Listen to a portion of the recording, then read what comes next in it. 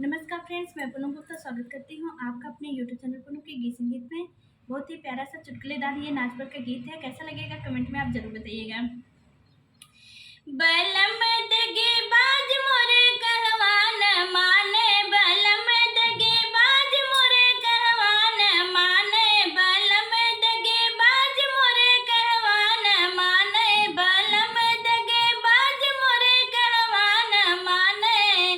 सासू के माने ससुर जी के माने, सासू जी के माने ससुर जी के माने, मैं एमे बीए पास मोरे कहवा न माने, मैं एमे बीए पास मोरे कहवा न माने, बलम दगे बाज मोरे कहना न माने, बलम दगे बाज मोरे कहवा न माने।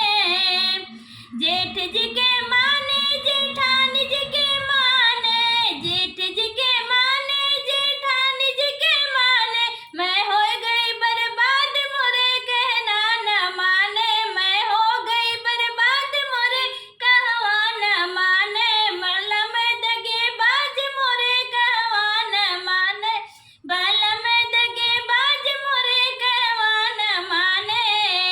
ननद जी के